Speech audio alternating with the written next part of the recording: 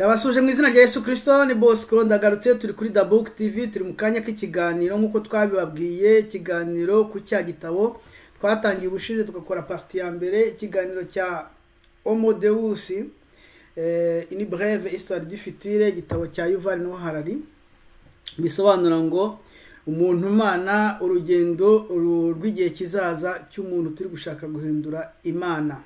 Rero nkuko nababwiye, ni igitabo gikomeye, bisaba ko tugenda tugikora buhoro buhoro. Uyu munsi rero tugiye gukora igice cya nyuma kugira ngo turangize tujye no mu bindi. Reka rero tubanze dusenge mbere yo twinjira muri iki gitabo. Mana, turagushimye, turaguhimbaje kuko Imana igira neza, niwe waduhamagaye dushyira muri no umurimo ukomeye, umurimo waduhamagaye turi ntamenyekana, kandi wo ari umurimo w'ikirangirire, umurimo mwiza w'icyubahiro. Twebwe turabaswa, turi ntamenyekana, turabanyaminwa yanduye, turabanyantege nke. Turagusabye ngo uhagarare kuri twebwe, utweze gukenerwa kwacu kose, uteba n'amaso y'imbazo twisimire wicaye mu ijuru. Natwe Mwami Yesu Kristo tugukore tubikoresho bizima, kandi abakumva bumve Mwami ibyo ushaka kubabwira. Tubisabye mu izina rya Yesu Kristo, amen. Nkuko nababwiye, ni Bosco, turi kuri The Book TV. Igitabo tugiye kuvugaho bwa nyuma nyine, partie yacyo ya nyuma ya kabiri, ariyo ya nyuma, ni Homo Deus, une brève histoire du futur. Ni umuntu Mana, incamake y'amateka y'igihe kizaza, cyanditswe n'umugabo witwa Yuval Noah Harari. N'umuntu ntongera gusubiramo icyo ari cyo, namuvuze inshuro nyinshi. Abantu bumva ayo mazina bajye kuri internet barebe uko icyo ari cyo, hanyuma bajye no mu biganiro byacu by'ubushize bumve ibyo twamuvuzeho ibintu bikomeye, ntabwo tubitindaho. Mbere yuko twinjira muri iki gitabo nk'uko dusanzwe tubikora, reka tubanze dusome ijambo ry'Imana kugira ngo tutaza gutinda. Turasoma ijambo ry'Imana mu Baroma ibice 8 umurongo wa 18. Handitse ngo mbenye yuko imibabaro y'iki gihe idakwiriye kugereranywa n'ubwiza tuzahishurirwa, kuko ndetse n'ibyaremwe byose bitegerezanya amatsiko guhishurwa kw'abana b'Imana. Kuko ibyaremwe byashyizwe mu bubata bw'ibitagira umumaro, icyakora si kubw'ubushake bwabyo, ahubwo ni kubw'ubushake bw'uwabo bishyizemo. Imana ishimwe cyane. Abantu baramamagara bati ufite ibintu uri kuvuga biteye ubwoba, kandi ushobora kujya mu kaga. Bakabimbwira bakambwira bati nyamara hari abantu bashaka kugirira nabi. Ibyo ngibyo bagenda babimbwira ari benshi, ariko ntabwo jyewe mfite ubwoba. Ijambo ry'Imana rimbwira yuko nkorera aruta cyane uwo bakorera.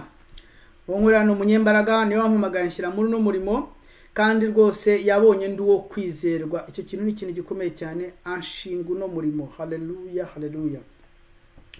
Rero ntago dufite ubwoba, igihe kizagera tugaragazwe n'ubwiza bwose nk'uko biri maze kubivuga. Imibabaro y'iki gihe ntabwo kwiriye kuzagereranywa n'ubwiza tuzahishurirwa tugeze mu ijuru, kuko ibyaremwe byose bitegerezanya amatsiko twebwe uko tuzahishurwa dusa, kandi no kuzakurwa mu bubata bw'ibitagira umumaro. Umuririmbyi wo muri Hosiana Betania ndamukunda cyane, avuga ngo mbonye yuko imibabaro y'iki gihe idakwiye kugereranywa n'ubwiza buzahishurirwa tugeze mu ijuru.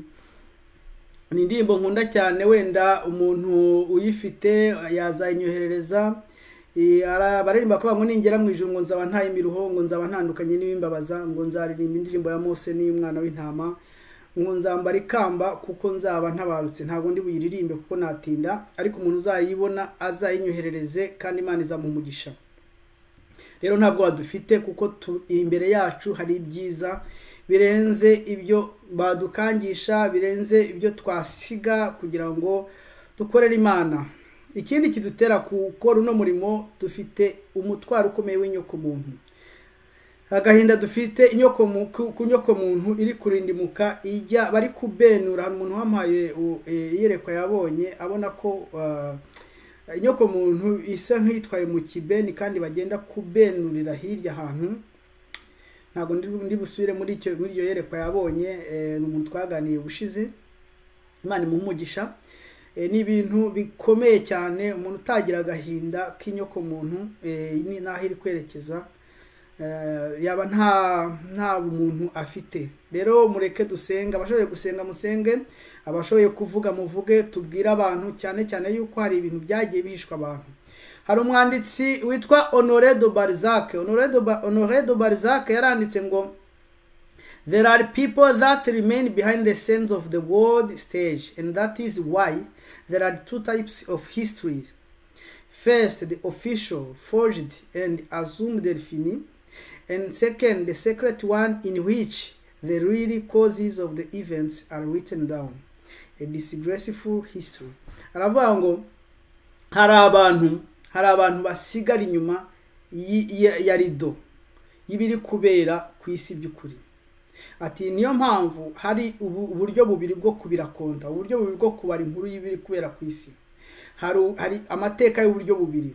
Hari aya mbere ari officiel ya kimomo yemerewe kwigishwa, yemerewe kuvuga ku mateleviziyo, yemerewe kwandika mu binyamakuru, acuze neza, arimwe ibinyoma byose nkuko Atari yavuze ati nu manipulora cyangwa se nu bricolora l'histoire. Arimwe ibinyoma byose and assume delphine no kuvuga ni ntuze ni terme y'iki ni locution y'ikilatini ivuga ngo arisage di dauphin, uvuga ngo mu buryo bwa warakonta n'umwana kumva ni inkuru iryoshye igenda neza, arisage di dauphin. Hakaba n'ubundi buryo bwa kabiri bw'ibanga rikomeye. Muri ubwo buryo niho basobanura neza impamvu zibibera ku isi, bakabyandika neza nkuko byagenze, ariko ugasanga ni inkuru iteye isoni. Hari umurabe nakunda gukurikira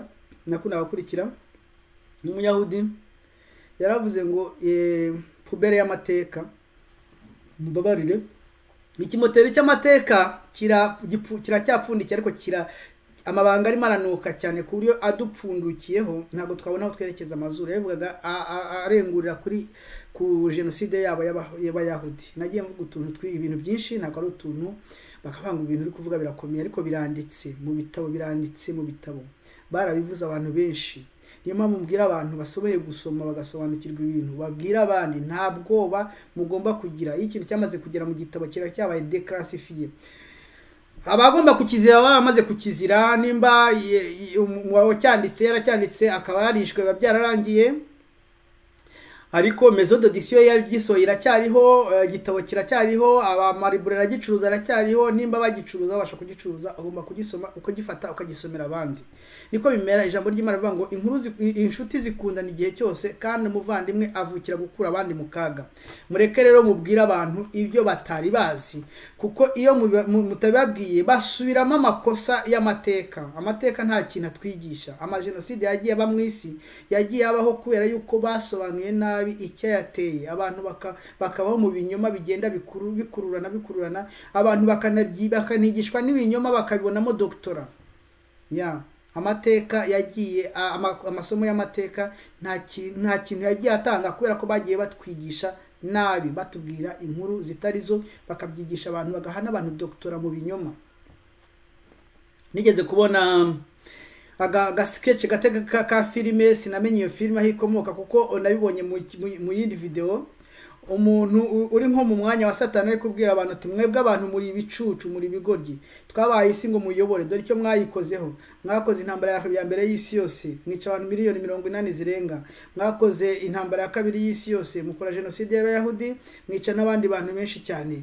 Mwakoze ibi nibi. Yari komeza ari kugera no muri izi genocide z'ubu ngubu akabivuga ati rero birarangiye, nta muntu ukibizera, nta bwenge mufite bwo kuyobora isi. Ubu nitwe tugiye gufata isi tukayobora. Yavuga ko we n'abadayimoni ayobora bagiye gufata isi bakayobora, kuko abantu twayobewe kuyobora isi. Kubera iki? Kuko Satani yafasha abantu bamwe muri twebwe b'abanyendambi, arabakorompa, arangije abategeka kubeshya abandi. Abascientifique batagira icyo bita honnêteté intellectuelle, bakandika ibitabo babeshya abandi. Hanyuma abantu bakabyigishwa, hanyuma amateka akazisubiramo, inyoko muntu ikajyaho umugayo, kubera yuko amateka yisubiyemo. Uyu mugabo rero yagiye avuga ibyo bintu, yavuze ibintu bikomeye cyane, ariko ntabwo ndi bubyinjiremo cyane. Nagira ngo mbabwire ko tuvuga ibi ngibi tudashaka kwiyerekana ko turi abantu bazi ubwenge. Tuvuga ibi ngibi kugira ngo dutabare, turi ku rugamba, dushobora kuzarukomerekeraho, wenda twanapfira. Uretse ko giye nta masezerano mfite yo gupfa, nzabona Yesu agarutse kandi nzazamukana n'itorero. Haleluya. dushobora kuzarukomerekeraho, dushobora kujya, ariko twakomereka twazagera mu ijuru dufite ibisare, ariko Imana izahindura, haleluya, izahindura imibiri yo gucishwa bugufi kwacu, imibiri yuzuye ibisare by'ibyaha, kuko twagiye dukora ibyaha, tukubita mu byaha, tukabivamo tukihana. Abafite imitima nkanjye ngira umutima rwose wo kwihana, iyo nakoze icyaha ngomba kwihana, tugakora ibyaha bimwe tugasigarana n'inkovu zabyo, ariko tuzagera mu ijuru, Imana izaduhanagura amarira, izadukura n'inkovu z'ibyaha twagize kuva twarayemeye nk'umwami, twarayemeye umwana wawe nk'umwami n'umukiza wacu. Imana ishimwe cyane. Uyu mugabo rero atangira yibaza ibibazo bitatu muri iki gitabo cye. Mu gice cya kabiri tugiye kuvuga, yibaza ikibazo cya mbere kivuga ngo mbese umuntu atandukaniye he n'inyamaswa? Umuntu atandukaniye he n'inyamaswa cyangwa ibindi biremwa? Ikibazo cya kabiri yibaza, aravuga ni gute umuntu, inyoko muntu cyangwa se ibiremwa abantu byigaruriye isi bikanesha ibindi biremwa, bikabiyobora, bikanabitsembaho bimwe na bimwe. Ikibazo cya gatatu akabaza, ese umuntu ahageze ubu ngubu nk'umuntu bise homo sapiens, igisanguge gifite ubwenge, gishobora gukurema indege, ntabwo dushobora kukizamuraho gatoya cyangwa se tukazamuraho cyane tukagihindura Imana? Ni ikibazo yibaza. Mu kugisubiza yatangiye avuga ko buriya ibyo tubona mu isi mu mafilime biratubeshya cyane. Aravuga ati tureba amafilime y'abana tukabona inyamaswa, tukabona ingagi, tukabona intare, tukabona inkwavu, tukabona impyisi, tukabona inyamaswa nyinshi cyane, tukabona amafi, tukagira ngo ibyo biremwa biracyari ku isi ari byinshi. Ati mwikwibeshya, ati umuntu yakoze uko ashoboye kose abitsembaho bisigara ari bikeya, atasigaranye inyamaswa zo mu rugo akoresha yinezeza, n'inyamaswa zo mu mafilime akoresha kugira ngo akreye ubutunzi, cyangwa se arye, anywa amata, agaburira abana be n'ibindi byose. Nibutsa kaburage gatoya, nkigera hano ngewe n'umuryango wanjye, hari umuntu waje kutwakira, ndamusuhuje ahari, ndamusuhuje, Imana imuhe umugisha, turakibuka ineza batugiriye. Yaje kutwakira, araza hari mu mbeho ikomeye muri Veri, araza ati Bosco uraho, ati kudaterura umwana Bosco, kudaterura umwana. Kandi mama amuterera ati Bosco terura umwana, ndi kumwigana ukuntu yavugaga. Ninganze mutero ati eterega hano tuje mu gihugu, ati igihugu kidaha agaciro abagabo, ati bya byubahiro byawe kwa kundi yajyaga wirata uri mu Rwanda cyangwa muri Afurika, atubishyire hasi, ati kaze mu gihugu cy'abana, abagore n'imbwa n'injangwe, abagabo nta gaciro bafite hangaha. Ibyo koko nibyo, abagabo nta gaciro bafite mu bihugu byateye imbere, niyo mpamvu haba divorce nyinshi cyane. Ibyo byose bituruka kuri bagenda bungura, bakavuga ati noneho n'umuntu tumuvane hagati y'ibiremwa, bageraho ku mugabo atari ko se wowe ubundi we ninde waguhaye gutwara, bati va mwo hagati, ureke umugore ategeke cyangwa se n'abana bategeke. Abana rwose, umwana akabyuka mu gitondo akakubwira ati bya bindi nahoze mvuga by'inzu, reka no kubitinda, bya bindi nahoze mvuga by'inzu, ukagura inzu uri kumwe n'umwana, ufite umwana w'imyaka nk'itatu, mukayibanamo kandi babaha n'amafaranga y'abana, abimenya akabimenya ko babaha amafaranga y'abana, yagera amara kugira imyaka 18 ati jewe ndigendeye, utese none se ushaka kwigendera wagira ngo bigende, ati mu igice cyanjye cy'inzu, none ari twe twayiguze, ati mwarayiguze ariko mwafataga n'amafaranga yanjye y'abana bampaga, leta yampaga, mukayakoresha mu bindi, ati inzu turayifatanije, ati tuyigurishe tugabanemo kabiri. Hari abana babigenza gutyo, wakwanga akazana ikote rinuka, wa mugane wa muntu wacumbikiye umuntu akajyazana ikote rinuka n'umusumari akajya amanika, akajyazana nimba n'umukobwa akazana umusore mu nzu, bakarara basambanira muri ya nzu, cyangwa se ugahitamo ukavuga ati genda, ahubwo ati nimubwiye ngo ngende mpereza amafaranga 1/2 cyo kuri inzu, cyangwa se akabara neza bitewe n'abana mungana, mugacamo kabiri inzu rimwe mukagurisha, cyangwa se ukayamuha nimba yafite. Niko bimeze.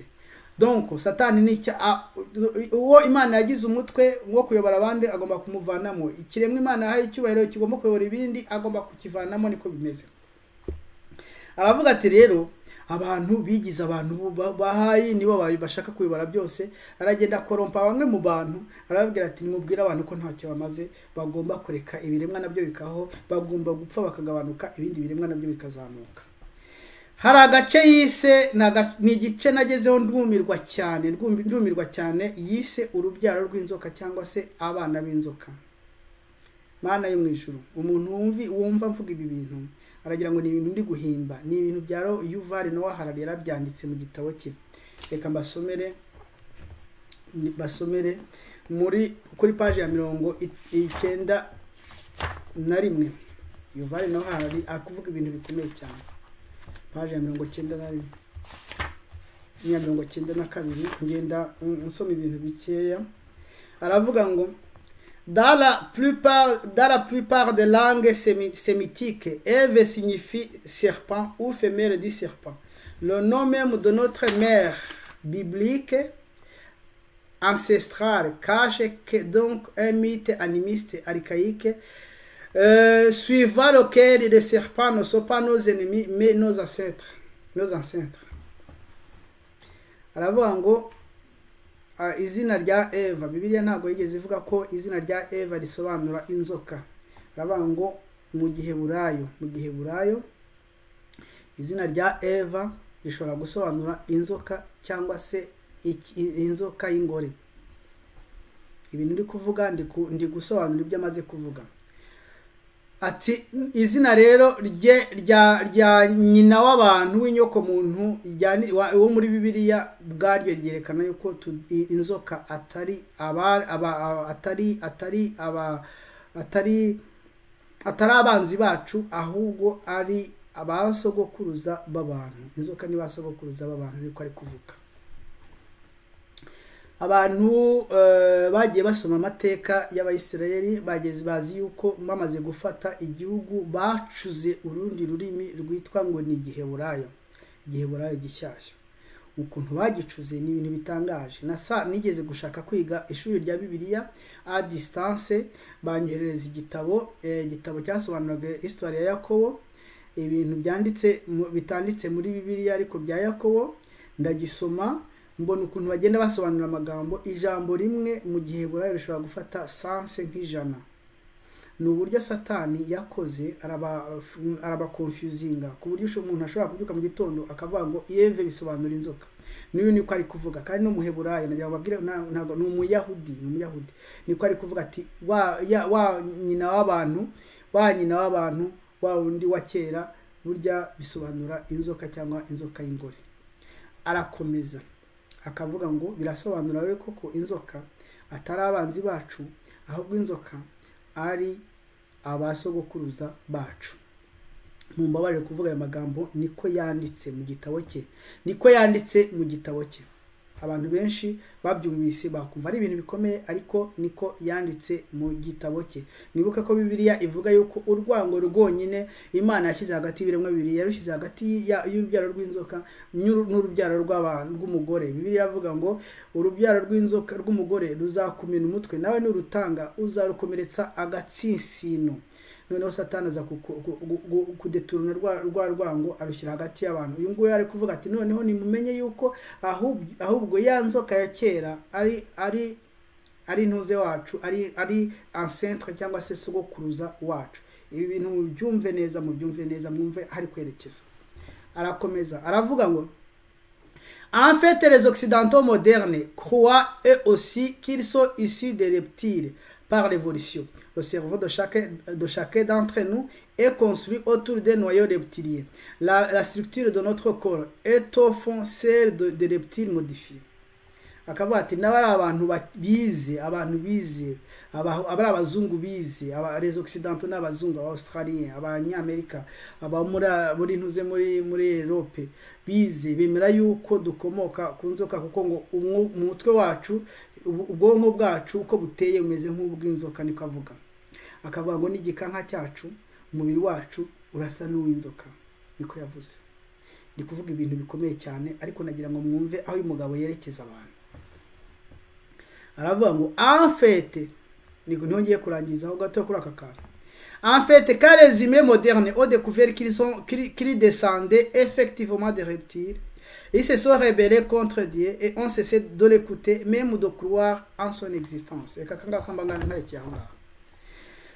Aravuga ngo en fait, quand les humains modernes ont découvert qu'ils descendaient effectivement des reptiles, ils se sont rebellés contre Dieu et ont cessé de l'écouter, même de croire en son existence. Eka kanga kambanga ntarekeye aho ngaho. Aravuga ngo en fait, quand les humains modernes ont découvert qu'ils descendaient effectivement des reptiles, ils se sont rebellés contre Dieu et ont cessé de l'écouter, même de croire en son existence. aravuga ati abantu rero tumaze gusobanukirwa, abantu bize basobanukiye bize nkatwe twize za biologie tukiga evolution ya ntuzi ya Darwin, ko umuntu akomoka ku nguge, burya bagira ngo batujyane tukemera ko ngako hanyuma bazagezeho ku rwego batubwira ko dukomoka no ku nzoka, sogokuru wacu ari inzoka. Abantu bize bamaze kubivumbura bahise bivumbura ku Mana, bavuga ati Imana nta kitubwiye, nta nubwo ibahedayeri, niko yavuze. Hari umugabo witwa David Icke, afite ibitabo bye bibiri, nago kubisoma biragoye, nta nubwo narabeshya ngo ndabijyamo ngo mbakorereze ibi, kuko atanga information nyinshi.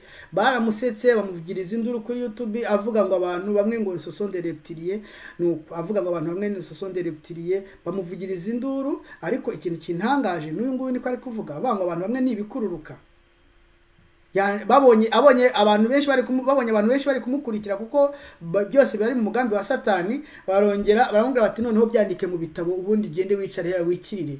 David yandika ibitabo biragurwa cyane, kuko ku buryo muri mu library akomeye ugenda ugasanga David afite agace ke acururizamo ibitabo bye bisobanura bya bindi yavugaga kuri ntuze kuri YouTube.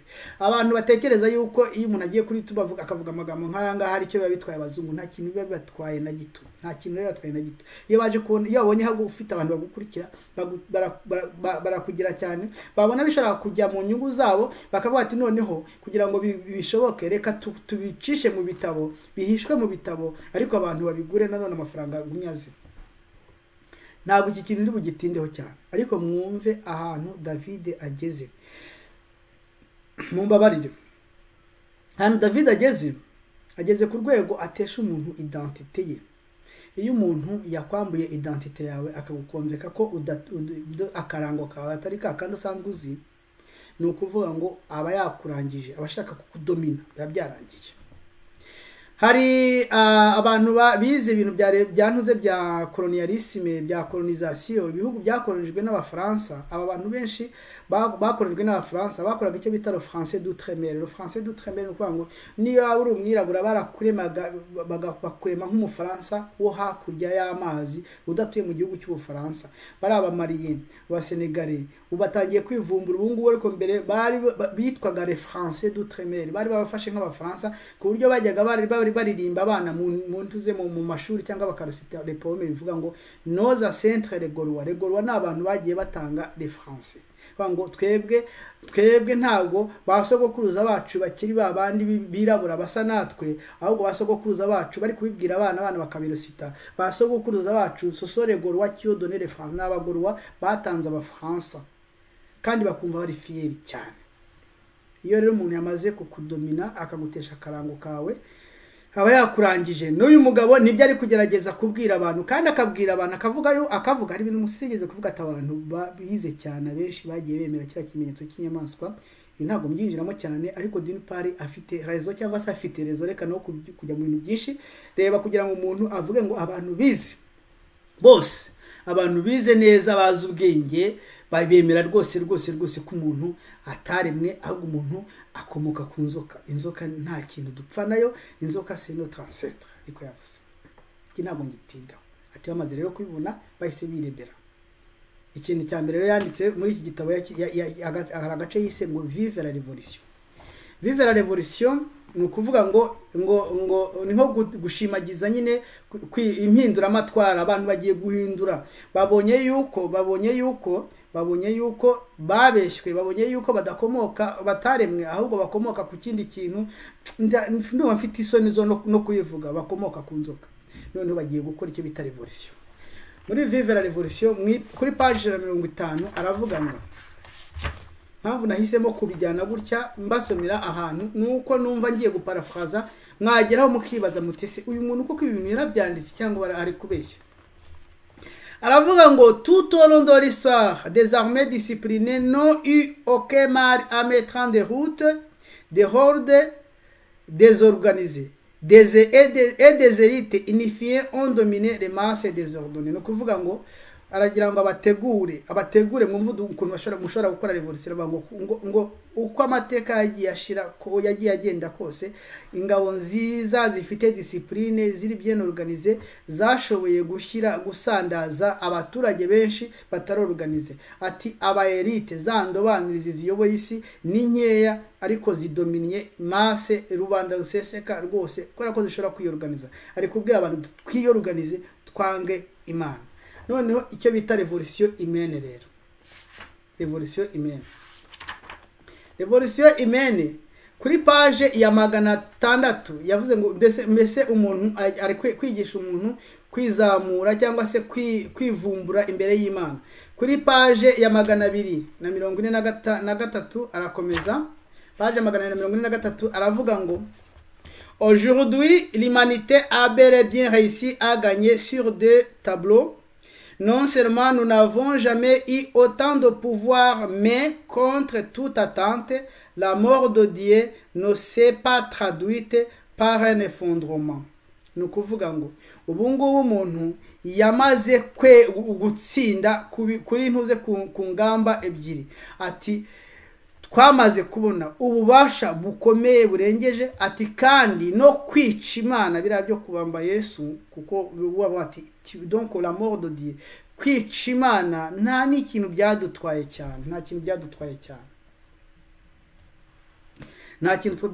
cyane, ati nyamara ataba filozofe, atabahanga, aba profeta, abahanuzi baguma kuvuga ko nitureka kwizera Imana, ati nitureka kwizera Imana, ati tuzagira ikibazo gikomeye, ati inyoko muntu izaba yenda kurindimuka. Niho bari kwerekeza inyoko muntu. Abari filozofe, bari abahanuzi, bari bose bayivuze kuriya bari bafite rezo, donc niho bari kwerekeza inyoko muntu. Akavuga ngo rero twebwe tumaze kubona yuko bishoboka ko twakwivumbura ku Mana, dushobora kuyivumburaho kandi twarabikoze n'ubundi tuganya ku bintu bibiri. Tubasha kugira pouvoir nk'iyo bafite ubungubu kuko ntibemera Imana ariko bafite pouvoir, dufite pouvoir, ati kandi twishe n'Imana nta nicyo byatubwiye. Ibintu ni ibintu bikomeye cyane. Hari umuntu twigeze kuganira twakoranaga arambwira ati birabi kuko nawe ntiyemera Imana namba, ni umugabo nyine uhereka uturuka muri Haiti. Arambwira ati birabi bintu byanyu rwose byo kuvuga ngo mwemera Imana ntacyo bimbwiye. Ati nazazira za kiliziya, ati jewe kiliziya nayinjiranyemo n'umukopine wanjye w'umugirlfriend wanjye, ati twinjiramo turabanza ku kimenyetso cy'umusaraba, ati uyu munsi nta na misari yabaye, ati umuntu watubonye hari yagize ngo tugiye gusenga, turagenda twihugika muri ntuze muri ya ntebe ya penitensiya, ati dusambaniramo, ati turasohoka, ati twabaye iki, ati bira byose c'est limite, ati ntacyo bivuze. Kandi yavugaga gutyo afite yarabyaye umwana umwe, nta wundi mwana yabyaye n'umugore bari kumwe ngubu uretse ko tariwe basambanye. Mani babarire hari igihe ibyago by'umuntu bishobora kwandura ku wundi muntu, cyangwa se igihano cy'umuntu kikajya ku wundi muntu. Sinzi niba ari igihano, sinzi niba ari iki, ariko ibaza umuntu wari kumbwira gutyo afite yarabyaye umwana umwe, nta wundi mwana yabyaye, umwana ufite imyaka 12 akaba agaragara nk'umwana muto w'imyaka 4, kandi atabasha kuvuga, atabasha kwiyambika, atabasha guhagarara atitimira. Umwana ufite syndrome izatuma zimera gutyo ubuzima bwe bwose, byatumye nta wundi mwana byara, ariko akavuga ngo ntacyo twabaye. Uyu nawe ari kuvuga ati twishe Imana ntacyo twabaye, kandi bamaze kuyica abayi intuzu urusengero rwayo rwari pièce maîtresse, donc yari pièce maîtresse ibahesha icyubahiro mu isi yose. Abayisirayeli bari bafite urusengero rwari ikintu gikomeye cyane kibahesha icyubahiro mu isi yose, rwikubise hasi rurashya rurakunguka, ruhiramo abatambyi n'imiryango yabo y'abatambyi. Abagore b'Abisirayeli bafatwa ku ngufu, abana babimfubyi barazerera ku isi yose, bageze aho bageze bakajya babinuka. Ibyago byose niba hateye ubushita, niba hateye iki bakavuga ngo niba babiteye, kugeza igihe birumira kuri karundura yo muri 1939 kugera ku 1945 ahabaye jenoside yabo, ariko akavuga ngo nta kintu byatubwiye, ndetse baracyashinga ijosi, baravuga ati tuzahangana kugeza ryari. Nagiye mbigisha mbabwira ibintu bya kiriya gitabo naho nsoma cya The Modern Mask, ibintu byose bavuga barereka Imana ko nta kintu bibabwiye. Dukomeza tujye kuri page y'150 ariko gusobanura kuri ya revolution humaine, ashaka kwerekana ukuntu dukure gukora revolution. page ya 255 255 nagira ngo mujye mumbabara ndi gusoma, ndagira ngo ntazajya nkora ibintu byo guparafraza. Aravuga ati revolution humaine tugomba gukora tuzayikora muri 5 eta muri ntuze mu buryo butanu. Aravuga donc yayise humanisme rwango gushyira umuntu au centre y'ibintu byose, akaba ari we witwa Imana, akaba ari we uhabwa agaciro.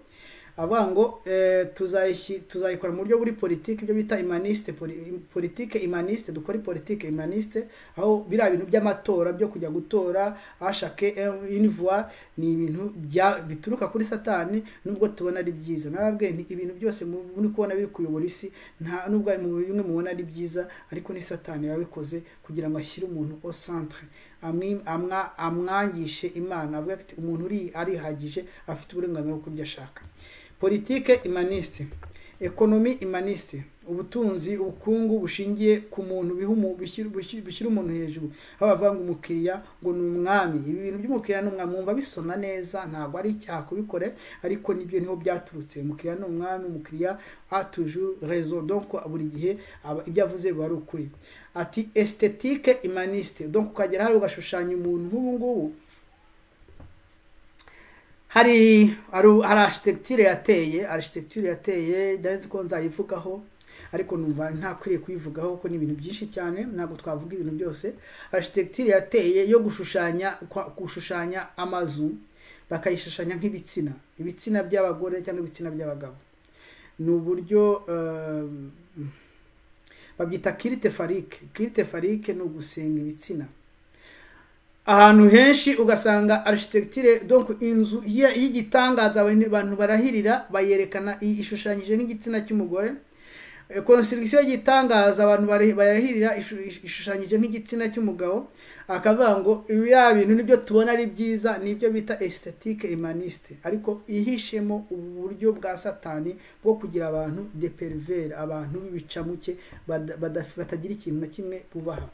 Arakomeza ati ethique humaniste, aho yerekanye ifoto y'abagore babiri bari gusomana bakoze mariage, aba lesbienne bakoze mariage, aba gay bakoze mariage. Ati nimba wumva bikubereye ari byo bikuryoheye bikore, nibyo bita ethique humaniste. Education humaniste, ahavuga ati utekereza uko ushaka, uko ubitekereza uko ushaka, uko wumva utekereza uba ari gukora. Ibintu bya revolution y'umuntu ku Mana, kwivumbura ku Mana, ni ibintu bikomeye cyane, kubera yuko niho agera akavuga ati tugomba kugeraho tugafata nk'Imana kwitabaho, ntituzongere no kuyumva. Arakomeza ati hari ikindi kintu cya kane twakoze icyo bita bombe à retardement par des laboratoires. Ibi bintu ndi kuvuga nizere ko abantu muri kubisobanukirwa, cyane cyane abantu bize mu byumve. Twakoresheje laboratoire zacu dutega bombe zizaturika igihe runaka twabishatse. Ntabwo ari bombe izi ngizi ziturika zigasandara zigatwika abantu ahantu, ni bombe mu buryo bw'ubumenyi zizaturika igihe runaka twabishatse. Dusome page ya 314 kugira ngo twumve ibi bintu bikomeye yagiye avuga. Page ya 304 aravuga ngo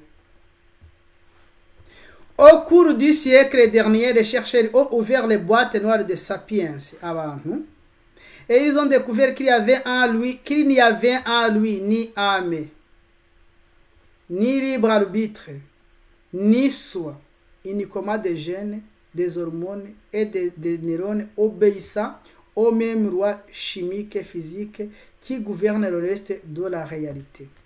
Aravuga ngo mu bihe mu masiyekere ashize twarihereye mu laboratoire yacu dufungura umuntu nka boîte noire. Urabona boîte noire ni ka boîte ko mu ndege kaba gahishemo amabanga. Twafashe umuntu nka boîte noire, ariko dukoresha abasheresheri bacu mu laboratoire, turamufungura dusanga muri we burya ntagira ubugingo. Bya bindi banga umuntu agira ubugingo, ntagira umwuka, kubera niwe umuntu agira umwuka, ni umubiri n'inyama zirimo za hormone, zirimo za nerone, zirimo za ntuze za gene. Ibyo bintu bikaba byubaha amategeko ya shimi na fizike na realite nk'ibindi biremwa byose. Ni ukuvuga ngo afasha umuntu nk'inyamaswa igenda nuko bimeze. Agakomeza akavuga ngo donc akavuga ngo ibyo byatumye abantu ntago ndi buze kukwinjiramo, naza gusoma kanyuma. Ngo ibyo byatumye abantu barekeraho kubwira abantu, hari ibintu reka nkomeze, barekeraho kubwira abantu ngo nimba yakoze yisha umuntu par exemple, akaba yisha umuntu, cyangwa se yateye umuntu icyuma, cyangwa se yisha abana be nka bya bindi nigeze kubabwira ubushize, yabiko kera bavugaga bataramenya ko umuntu nta ama afite, bataramenya ko umuntu ari nk'inyamaswa, yabikoze kuko yabihisemo, ari byo yahisemo. Tugomba rero kumucira urubanza kuko c'est ses intentions, niko yabihisemo. Ati byatumye tutagitekereza gutyo. Aho ngaho niho wumva nyine avuga ati ubucamanza bugomba kuvaho. Muri cya gitabo cya mbere nabasomeye, ubucamanza bugomba kuvaho. Kubera iki? Ati kuko burya ntabwo umuntu aba yabikoze kuko yabihisemo. Ni umuntu ni inyamaswa nk'izindi nyamaswa. Yabikoze kubera iki?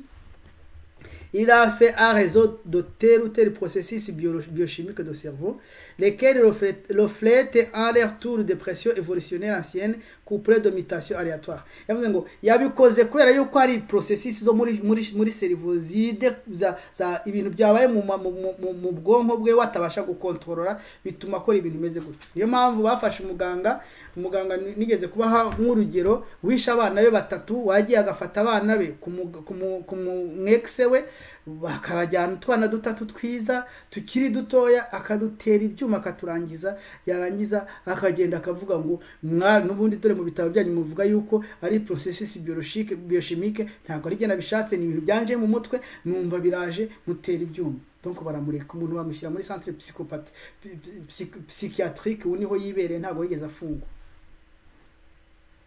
Urabyumva? Urumva ahantu ari kwerekeza abantu.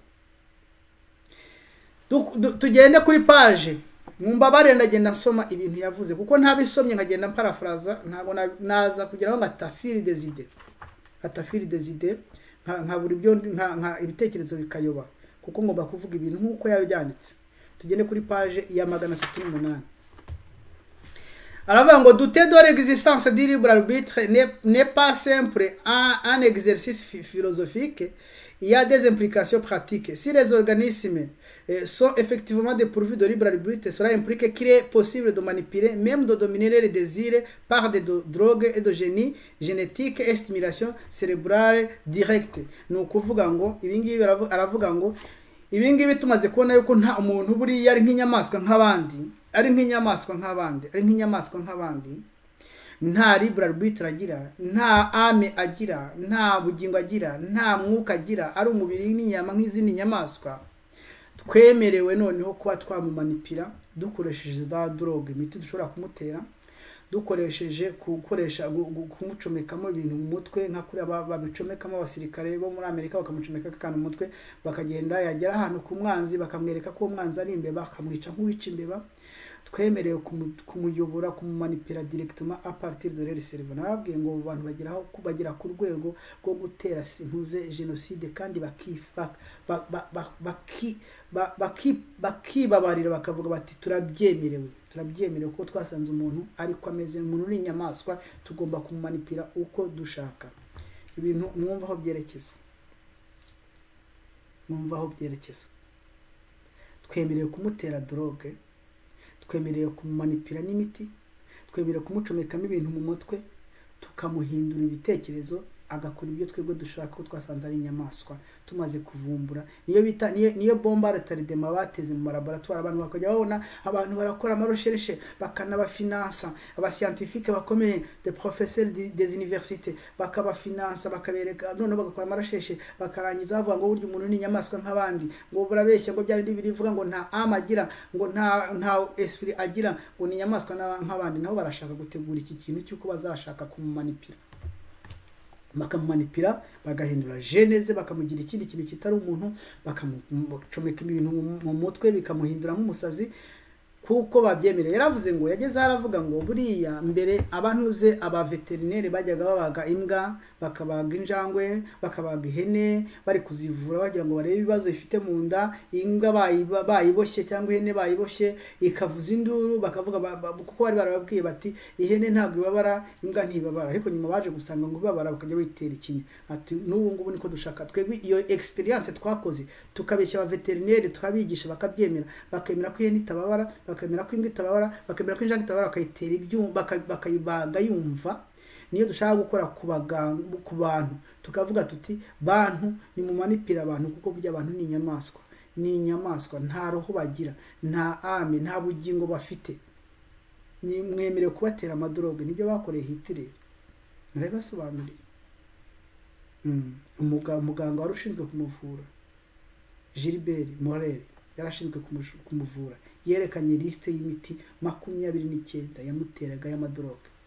Yageragaho akaba adashoboye kwihanganira ibintu biri kuba, kuko ubwonko bwe bwari budashoboye kubyakira, azi ko ari uri kubikomandinga. Yagera imbere y'Imana, imbere y'abantu, agatitira, agatangira gutitira, akavuga atitira, kandi buri yavugaga akanga nk'umugabo w'igihangange ukomeye. Babona ko yatangiye gutitira, bakabona ko yasubiye kuba umuntu, bagahamagara wa mugabo witwa wa mudokiteri witwa Gilbert Morel, akaza akamujyana ku ruhande, akamutera imiti, akamudroga, akagaruka ameze nk'umusazi. Nawe ari kuvuga gutyo, ari kuvuga uyu nguyu ari kuvuga ngo turabyemerewe kuko twamaze gutega bomba retardement. Arabyemera ko ari bomba retardement bateze, ntabwo avuga ko ari ukuri. Twebwe twariherereye dutega bomba retardement, turangije twemeza abantu ko burya umuntu nta bwenge afite, nta ntuze, nta ame, nta esprit, nta ki. Twemera rero kumumanipira dukoresheje imiti, dukoresheje ntuze, duhinduye gene nk'ibi bari gukora, ducometse ibintu mu mutwe, tukamugira nk'igisimba. Aravuga ati kandi nagira ngo mbabwire ko twakoze recherche ku mbeba. Buriya imbeba ibyo twagiye tuzikoresha twamaze kuzicomeka ibintu mu mutwe, byabikoraga zibikunze, n'ikintu zitajyaga zitinyuka gukora. Buriya ngo imbeba ntabwo yemera gusimuka ahantu harehare, ariko kubera yuko bari bamaze kuzimanipira, akavuga ati twarazimanipiraga zikabikora zinabikunze. Ati rero mwigira ubwoba, ni nko kubaha amahoro, kubahesha amahoro. Ati mwigira ubwoba, ati tuzabibakorera neza mu buryo buri pacifique kandi munabikunze. Tuzajya muri désir, mujye mubanza mu bishake, mu bikore mu bushaka, bibanezeze muri kubikora, mubyumve mwumve nimba uwo muntu azabakira umuntu. Ku cya gatanu yavuze icyo bita le grand découplage, no gutandukanya ubwenge bw'umuntu bwiga mu ishuri na conscience. Hari umwanditsi avuze ngo science sans conscience n'est que ruine de l'âme. Science sans conscience n'est que ruine de l'âme. Ndavuga ngo kumenya ubwenge ariko utagira umutima nama nirimbura bugingo. Ba bantu badafite umutima nama ariko bamenye ubwenge bwinshi cyane, nta kintu baba bameze, nta kuntu baba bameze. Donc ni abantu bameze nk'inyamaswa, nuko bashaka gukora ibintu by'ibitangaza. Aravuga ngo rero twagerageje kudekupura, kugabanya umuntu. Turashaka kugabanya umuntu n'iki, donc tuvanemo, dutandukanye umutima nama, tuwukuremo, tuwushyire ukwawo, hanyuma umuntu asigara umunyabwenge gusa ukora ibyo akora ariko nta mutima nama afite. Hari umwanditsi witwa Rudolf Steiner, nkunda kumuvuga, yanditse mu gitabo cye yise La chute des esprits de ténèbres. La chute des esprits de ténèbres, yanditse mu 1917. Iyo mbabwiye ibintu mwumva, tekereza kugira ngo umuntu mu 1917 yandike ibintu turi kuviva ubu ngubu, turi kubaho muri ubu ngubu. Baravuga ngo yanditse igitabo cyitwa La chute des esprits de ténèbres, baravuga ngo tuzakoresha inkingo duvana abantu mwo ubugingo, dutandukanye ubugingo n'umubiri, ngo tuzakoresha abaganga b'ibisahirana b'amaterialiste bakunda ibintu kurenza abantu, hanyuma baduterera abantu inkingo dutandukanye ubugingo n'umubiri. Arakomeza ngo tuzakora abantu b'amaterialiste gusa, batagira ikindi bafite idini ryo gusenga ibintu n'ubutunzi n'iki, badatekereza Imana, akantu ko gutekereza Imana kamaze kuva. Nibyo bari gukora ahangaha. Dusome kuri page ya 334. Mujye mumbabarira, ibi bita iki gitabo ntabwo nshobora kugiparafraza, ntabwo nawe afite ubwonko bwo gufata igitabo mu mutwe mu giparafraza. Ngiye mvuga kandi ntabwo nkunda giye ubwanjye kuvuga ibintu parafraza, mvugira umuntu wabyandikiye. Mushobora kuba muti uyu muntu ari kubeshya, ntabwo ibi bintu yabyanditse, pourtant yarabyanditse. page 334 haravuze ngo nous sommes cependant au seuil d'une révolution capitale. Les hommes sont menacés de perdre leur valeur économique parce que l'intelligence est découplée de la conscience. Ngo tumaze kugera ku muryango, tugeze ku muryango wa revolution ikomeye. Revolution ya humanisme twayivuyemo, twabwiye abantu ko ntaho bahuriye n'Imana. Nongere mbasubiriremo bya bintu bateguriraga abantu bababwira yuko burya bakomoka ku nguge, bakaza kunguraho gatoya bati umenye ubwenge kurenza, ahubwo turamubwira ko akomoka ku nzoka. Bati dore mu mutwe wawe serivo wawe iteye nk'inzoka, nawe niwireba ukareba koro yawe urabona umeze nk'inzoka. Niko ni amagambo ari kuvuga yantuze y'abari no waharari. Hata abanyabwenge bose abazungu bamaze gutera imbere bemera yuko bakomoka ku nzoka. Bati ntaho muhuriye n'Imana. Ati twahise dukora revolution twise humanisme. Ni nayo itanga bya bintu Clarisse aho avuga humanisme muri religion, aho umuntu avuga ko ari au centre y'ibintu byose, ategeka bikabaga mereze nk'Imana, reka no kubitindamo. Ati rero twakoze intuze ikintu revolution yise humanisme, twanga Imana muri twebwe, tubona ko twishoboye tubasha gukora ibintu byose turi au centre, ariko turi commandinga. Noneho turabajyanye rero tuvanye abantu aho ngaho, tubabwiye ko burya nta mutima mufite muri mwebwe, nta roho mufite, nta bugingo mufite, muri inyamaswa nk'izindi nyamaswa. Noneho twemerewe kubashyiramo guhindura gene zanyu, tukabahindura abanyabwenge kurenzaho. Twemereye ndetse kubatera na drogue, tukamamanipira. Twemereye kubakubita ibintu mu bwonko bwanyu, tukabamanipira, kuko burya nta kibazo.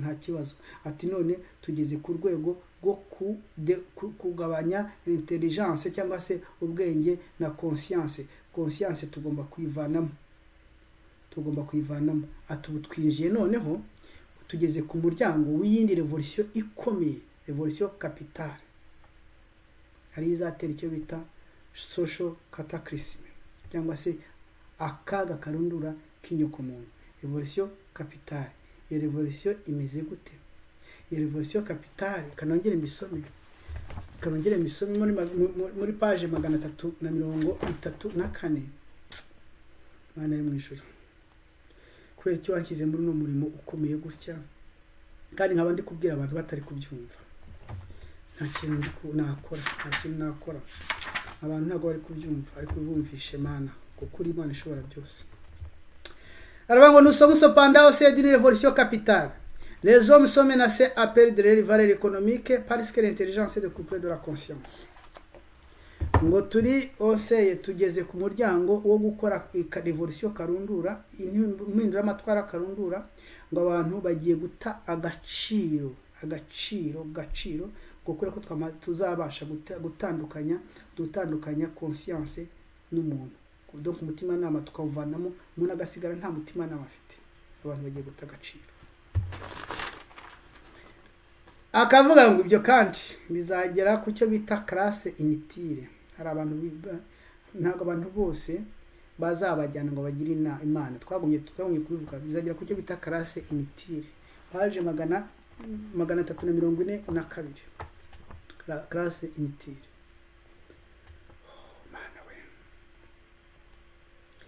Aravuga ngo que faire des surnuméraires? Ce pourrait bien de la question économique la plus importante du 21e siècle. Ati aba ingwiza murongo tuzazimaza iki? Mwibuke ko muri cya gitabo cya mbere yavuze ngo des communautés entières, des pays entiers, voire même des continents seront inutiles. Ngo imiryango yuzuye, ibihugu byuzuye, n'imigabane imwe izaba nta kimaze. Ari kwibaza ngo ikibazo gikomeye cy'ubukungu tuzibaza ni iki? Ikibazo gikomeye cy'ubukungu tuzibaza ni iki?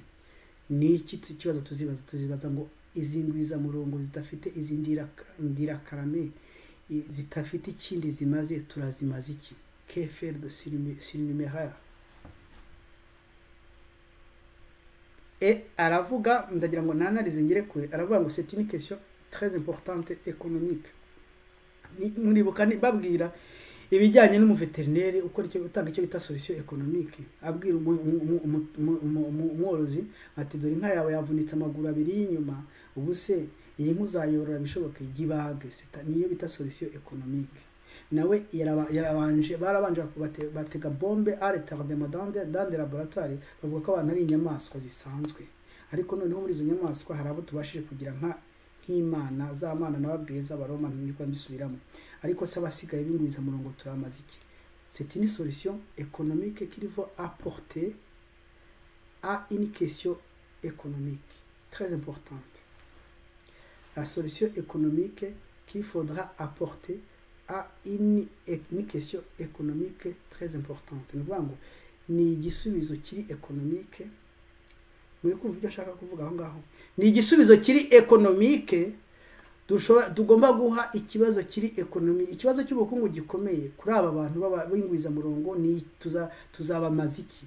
Igisubizo kiri ekonomike ni ikihe?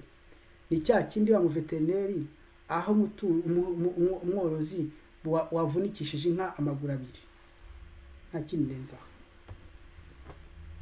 Arakomeza kwa karindwi avuga kuri Océan de la Conscience, aravuga ngo nta dini, inyanja yanuze y'umutima nama niho yabyanditse ngo nta dini rizongera kuvukira mu buvumo nk'ayandi y'Abayisilamu ngo bavukiye ngo aragiye ahura ngo n'umuntu ngo n'Imana narahi ngo mu buvumo ngo muri Arabiya ngo amategeko, nta dini rizongera kuvukira mu buvumo, nta dini reka da, ahubwo idini rishya rije rizatanga agakiza, ni idini ryitwa techno religion, ni idini ni religion y'ikoranabuhanga.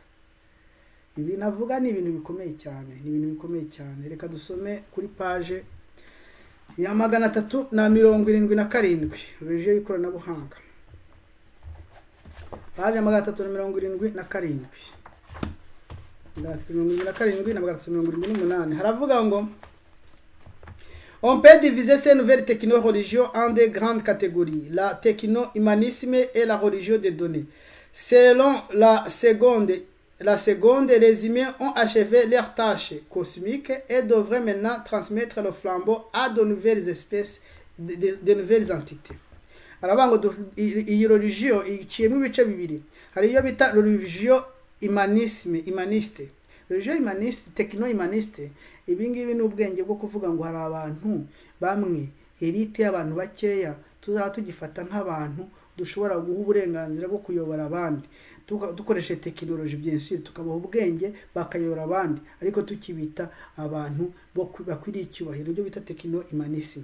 Noneho akavuga ati ariko iyi ya kabiri noneho sibyo tuzageraho irabaza ngo se ngo resume iravuga ngo abantu barangije umumaro bagombaga icyo byose donc nta kintu bagifite cyo gutanga, iri non plus rien à donner, barangije umumaro bagombaga kumara ku isi, bagomba gutanga flambeau, bagomba c'est la course de relais, donc l'humanité igomba gutanga agakoni ikagaha ubundi bwoko bw'ibiremwa, abadayimoni bugomba kuyobora isi. Byo bitani akabivuga mu buryo buri technologique ngo c'est la religion des données. Data ukumva ni technologie, ukumva ni informatique, ukumva ni intelligence artificielle, ukumva ni data science, ukumva ni ibintu bimeze gutyo, bimeze nka by'ubwenge bwo muri informatique, ariko ari kuvuga ngo ni izindi entité, ni ubundi bwoko bw'ibiremwa tugomba guhereza le flambeau, gupasa le flambeau, gupasa la relais, bo twebwe tugahita bakatugirishwa byacu bikarangira, kuko ntacyo tugifite adone, ntacyo tugifite yo gutanga. Kuri page ya 378, le techno-humanisme reconnaît que Homo sapiens tel que nous le connaissons a vécu, il arrive au terme de son histoire, et ce sera d'être pertinent à l'avenir. Il conclut toutefois que nous devons utiliser la technologie pour créer Homo Deus. reka ntagumye navuga ibintu byinshi cyane kuri iki kintu kugira ngo ntaza gutinda, ariko aravuga ngo noneho ya tekino imanisme nahoze mvuga, tekino imanisme yemera rwose ko umuntu homo sapiens turi ngo nubwo ashobora gukora indege agakora ibigendajuru, ariko ageze nta kigifite cyo kutanga, noneho tugomba kumuzamura tukamugira imana. Hari bamwe bagomba tuzagira objet, ndaza kubereka hasi abivuga, hari bamwe bagomba kuba les objets, hari n'abandi bagomba kugirwa imana. Bamwe bagomba kuba les objets, bagahita ibya bikarangira bakazima, bagatanga le flambeau kuri les autres entités, ibindi biremwa by'abadayimoni bigomba kuyobora isi, abandi bakamanuka bakagira, abandi tukabaha ubwenge bwo hejuru kugira ngo badomine ces objets. Tukomeza, aravuga ngo toutefois tandis que Hitler et les siens comptaient créer des surhumains, des surhommes via la reproduction sélective et le nettoyage ethnique, le techno-humanisme du XXe siècle,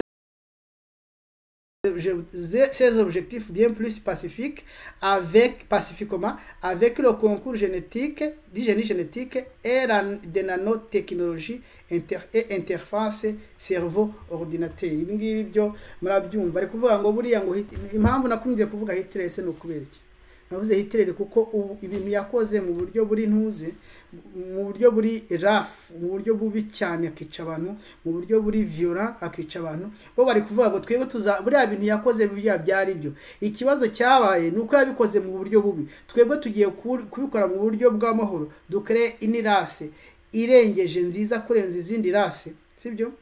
Noneho abandi bajye hasi. Tuzabikora kandi dukoresheje iki?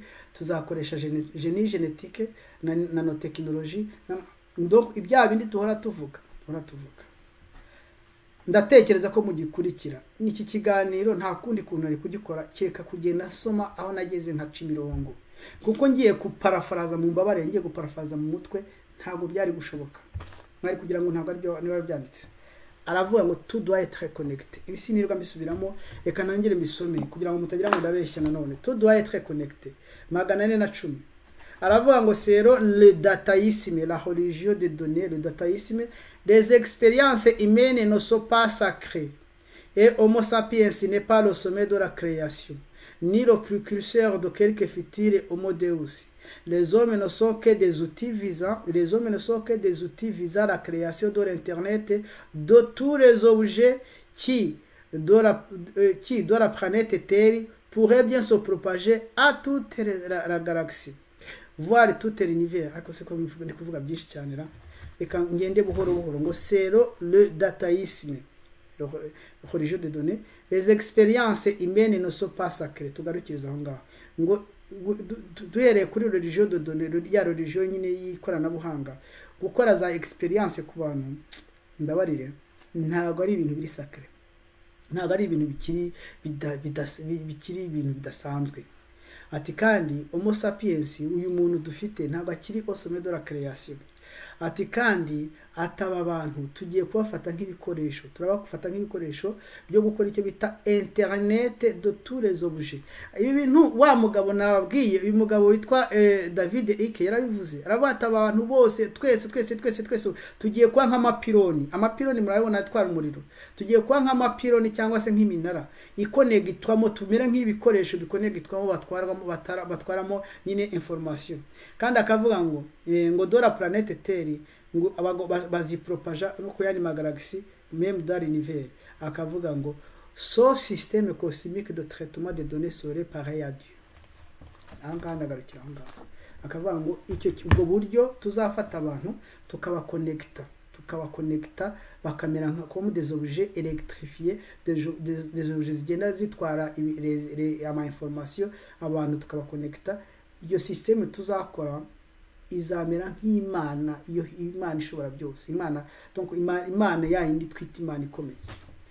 No kuvuga ngo muri makeya Satani ari gukora icyo bita nete, la toile, ari kufata, urabona twari darenye kiriya kintu ze kiriya kintu ze cy'igitagangurirwa kiragenda kigatanda ibintu ze ikintu ze cyayo hariya, ikintu kimeze nka file yacyo, noneho utuntu twose tugenda tugwamo, bari kugenda bajugunyamo abantu bakora icyo bita systeme, bakagenda babakonekita kuvuga ngo tu doit être connecté, buri wese agomba kwinjira muri iyo connection, barangiza bakora ikintu kimeze nk'Imana izayobora utundi tumana dutora. Reka nkomeze ndangiza, aravuga ngo icyaha gikomeye ni ikihe, kuri page 411, page 411, icyaha gikomeye ni ikihe? Icyaha gikomeye ni ikihe? Le péché le plus grave serait de bloquer le fruit de donner. Donc umuntu uzitambikamo, niyo mpamvu Yesu agomba kudutwara. Bantu mwahisemo kuzateranizwa muri Kristo, nabivuze inshuro nyinshi cyane ko mu guhera muri 2020 inzira zabye amahari, abantu bamwe bahisemo kuzatenerezwa muri iyo systeme ari kuvuga hariya izakora un grand réseau ari kuvuga hariya, abandi ya Satani birumvikana, abandi bahitamo kuzatererwa muri Kristo Yesu. Ariko bazahitamo kuzatererwa muri Kristo Yesu bakaba badashaka kwinjiramo, bazabafata nk'abakoze icyaha gikomeye cyane. Niyo mpamvu Yesu agomba kudutwara byihuta akatuvana muri iyi si. Iyi si izageraho ibe invivable, izageraho tutagishoboye ko tuyibamo, nka rya jambo twavuze ngo baziraga mu misozi badafite n'isi itari gikwiriye kubayibamo. Ntabwo rero twatinda kuri iki kintu. Mu kurangiza ufite turatira conclusion tuvuga tuti ukuntu ibintu bimeze nuko umuntu muri makeya yatangiye yemera Imana, ariko baza kumusobanurira bati buriya iriya Mana uvuga ngo yarakuremye ntabwo ariyo yakuremye, iriya Mana ntabwo ariyo dukomoka, ntabwo ariyo sogokuru wacu ni inzoka nk'uko abivuga. Ntabwo ndi paraphrase n'ibya Noah harayivuga. Noneho umuntu ngo amaze kumenya ubwenge, amenye ko akomoka ku inzoka, ahita yirevolta ku muntu yise ko ari son père adoptif, ngo ni c'est son père adoptif. C'est pas toi, tu n'es pas notre père qui habite au ciel. Ntabwo Imana, ntabwo data twese wo mu ijuru, ntabwo kiri data twese wo mu ijuru, dufite data twese wundi. Bantu mutekereza ibintu by'umugabo ari kuvuga. Dufite data twese wundi witwa inzoka, niwe le serpent ancien, niwe data twese. Tukwirevolution, ntabwo tuzongera kukumva. D'ailleurs tu n'existes pas, nta nubwo ubaho. Niko babwiye umuntu abayi revolution muri revolution yise humanisme. Arangije gukora iyo revolution yise humanisme, ubona ntabwo bihagije. Bati noneho tugiye kukungura, tukujyane, tukugira Imana.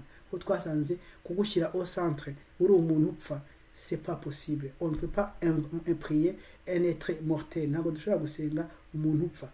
Ko gushyira centre umuntu kwari kugira ngo bamusenge. Ntabwo dushobora gusenga umuntu upfa, ikiremwa gipfa. Tugiye kuguhindura Imana. Ariko twahindura Imana twagira, hari bamwe bagomba kuba resobuje,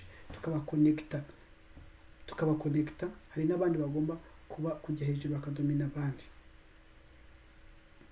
Niyo mpamvu nongera mbabwira ngo dukwiriye kuhitamo uno munsi, tukareba nimba koko dukwiriye kwemera kuzateranirizwa muri iyi systeme bari gukora, izaba ishaka kurema donc systeme ya Satani, cyangwa twemera kuzaterezwa mu ntuze muri systeme, muri ntuze mu Mana, kuko ijambo ry'Imana riko rivuga. Reka rero two gutinda, Imana ishimwe iki kiganiro cyanduhije, reka no kubitindamo. Reka dusenge, ariko mbere yo gusenga mujye mumbabarira, hari igihe navuze ibifaransa byinshi bikakwambuye mu mutwe, ariko mwumve neza nyine isi dusohoyemo uko imeze. Bantu mutekereza yuko ibi bintu turi kubabwira atari byo. Bantu mugira mu gitekerezo cyanyu mukavuga ko Imana itabaho. Bantu muvuga mu gitekerezo cyanyu mukavuga ko gukunda isi n'ibiriho nta kibazo. Mwumve ukuntu ari kubakonekita. Mwumve uwo yita ko ari so, uko ari we. Kandi namwe ngo murabyemerera kuko mwemera ibyo avuga. Ibyo avuga ari kuvuga hari avuga ati murabyemera. Mu byumve sinirwa mbisubiramo, intara ari wabivuze. Mana turagushimye, turaguhimbaje. Uyu murimo urakomeye, kuwukorera ntibyoroshye. Mana, ibi bintu tuvuga ni ibintu bikomeye. dufite ubwenge butabasha kubishyikira neza, dufite ibitekerezo bitabasha kubishyikira neza. Turagusabye ngo ucane urumuri mu mitwe yacu, mu bitekerezo byacu, tubona aho Satani ari kwerekeza abantu, tubashe gupandura iki gikamyo batwurije cyerekeza abantu mu kurimbuka. Mana tabara isi, tabara abantu bawe, tubisabye mu izina rya Yesu Kristo, amen.